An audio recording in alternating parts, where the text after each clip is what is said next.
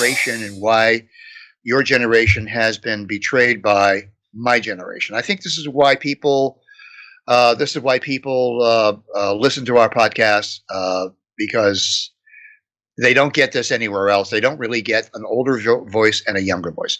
But tell us about the podcast that you just put up that I commented on.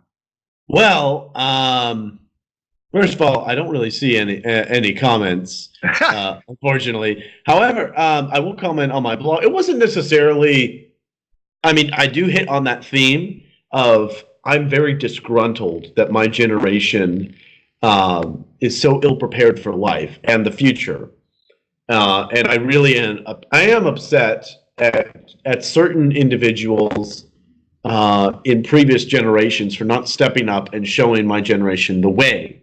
Mm-hmm. But I internally I put that aside. I try not to rail too often against them because, to a certain degree, they're not very familiar with what is the way on proper conduct. So what my most recent blog post was about. Now, a lot of people complain that it's too long. I think they're right. Okay, I'm explaining complex thoughts. I'm gonna, it's 1,000 words. Oh no, we're all gonna die. By the way, thank you so much for subscribing and being a Patreon supporter. And if you're not a Patreon supporter, we really encourage you to do so. I'll provide a link and make sure you can always look it up. And we really, really, really appreciate it. Thank you so much for those who already have. We really, really appreciate it. Getting back to the blog post I did. If you guys want to follow my blog, you can find it at The Vigilant Bridge Builder. Just Google that and pop right up. Put your email address in, boom, and you'll get it straight to your Just inbox. Google Alex Madagian and The Vigilant Bridge Builder. Anyway, so I'll give you a brief overview about it, and because it's a long, it's over 1,000 words. Well, give us the thumbnail. Give us the thumbnail of the blog. It was very good. I liked it. Basically, the point I'm trying to make is that my generation is ill-equipped for sustaining a world with so much progress. Mm-hmm. We have the best. We are the healthiest group of humans in existence. We are the richest group of humans in the generation of humans in existence. We are the most educated. We have the most access to information. And this is globally speaking, not just in America, globally. Within the last 20 years, the extreme poverty rate has been cut in half. That's mind-boggling. 20 years, half of the global population is not in extreme poverty. That's incredible. Has been taken off. Yet suicides are up, divorces are up, families are dysfunctional. Yes, that's the other point I mentioned is that I don't get all happy about it. My tone is very, very pessimistic. It's somber. It's very somber. It's somber because what upsets me is here in America and also in Japan, which we are very popular in, by the way. Yes, we are very popular. There is a heartbreaking spike over the last 20 years in suicide, especially with young people. I mean, right. Depending on what statistic you look at, it's different. But young people, specifically kids, like 14 or 5 years old to less than 25 or 30, it's way, way, way up. It doesn't make sense from a materialistic perspective because we have more materialistic means than ever before. Well, why do you think this is the case? Well, I'm an opinion. This blog is my opinion, and my opinion is that we do not value values that were valued in the past, like righteousness, for example. We don't value things beyond this world. We value sex, and we value drugs, and we value money, and we value earthly temporary things. And I've hit upon this theme in many, many different other blogs. But this is a theme that I need to hit and drill down because my opinion, my belief is if just one person can understand the crisis, then this blog was totally worth it.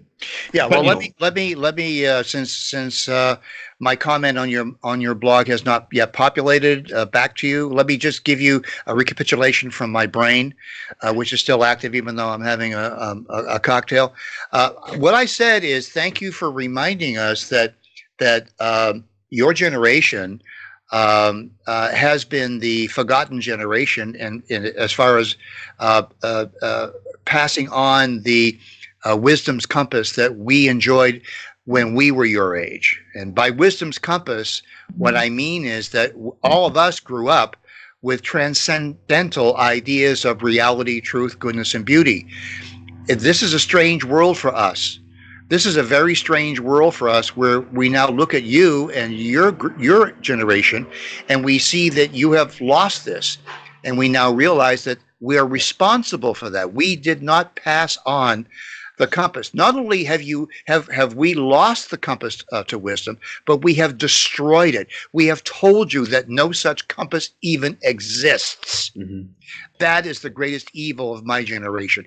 And I'm here to tell you that this causes me a great deal of sadness and a great deal of worry, because without a transcendental compass beyond the material, no generation can be creative. No generation can be successful. That's why I insist in my thesis that my generation needs to reinvent ourselves. Right. Yeah. Right. You did a very good job of making that point. Now, for our listeners and viewers, explain how that can be done. How can you reinvent wisdom's compass for your generation, since we haven't given it to you? Well, I mean, basically, you have to self-teach yourself, because there very well may be some person in your hometown that can lead you the way, but obviously I don't know every every locality and every individual out there. That's something, if I'm actually currently writing a book right now, specifically dedicated to people who want to be mentored. Specifically mentees, because it really is an art. It's almost a science. Finding somebody to mentor you and teach you things that you don't know you need to be taught. Well, having been a mentor for many, many years, I must point out at this particular point, there's a great difference, a vast, important difference between a mentor and a life coach. Life coaches are not mentors. Yes. Life coaches are in it for the scratch, the money, the fame, the adulation, the fact that people are dependent upon I'm them. The one writing the book here. Well, I just want to help you to write the book. Yeah. You want a co-author credit? Is that it? No, I don't want co-author. You're not getting any of my royalties. I don't want anything to do with your book. I'll let you write the book.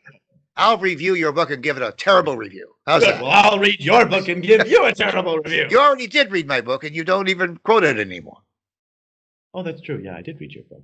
Mm-hmm. In any event, basically, my conclusion is that people need to do some, I hate to use the term soul searching, but that's effectively what we need to do. I lay out a 3-point plan. We need to figure out how to love ourselves, not who we are, but who we ought to become. Right. We need to love other people, not who they are, but who they ought to become. Right. And the third point, which is, it's very difficult to introduce this to people who have no concept of it, but we need to learn to love God. Mm-hmm. And for a lot of people, that's a turnoff. Like, what does that mean? Like, oh, that's weird. That's well, let me help you with that. I'm going to invoke C.S. Lewis. We need to be able to love God even if there's no God. Even if there's no God. Even if you don't believe that there's a God. Okay? It's sort of, I think the best way to put it in secular terms, which seems like an oxymoron, is people need to live for something so passionately that they're willing to die for it. Beyond the material. And that's where the notion of God is very productive and important in the life of the soul. Each of us has a soul that can't be seen, smelled, tasted, or touched. It cannot have anything to do with materiality whatsoever. To nurture the soul, you've got to have a concept of there's something beyond me. The major reason why we're so depressed is because these materialistic pleasures, which we have in incredible abundance, we have more sex, we have more drugs, we have more everything available. Well, maybe you have more sex, don't you? Yeah. We have them more available to our generation than ever before, but our souls, are indicated by our suicide rates, depression rates, our divorces, our overall misery and unhappiness. It's just not compatible with our. Let's hope that a lot of our listeners and viewers do read the vlog. Where can they get it again? Where's the address for the vlog? Vigilant Bridge Builder. The Vigilant Bridge Builder on blog. At blogspot.com. Yeah, just Google it, man. Blogspot.com. Make some traffic going. Get the Google. Folks, Anyway, thank you so much for watching. Thank you so much for being Patreon supporters, and thank you so much for letting me interrupt Mark McIntyre before he says the exact same speech. All right, folks. He said everything, so it's time for him. We're big in Japan. Have a drink and say good night. Good night, Grayson. Japan. And we're also big in Japan. Did I mention that?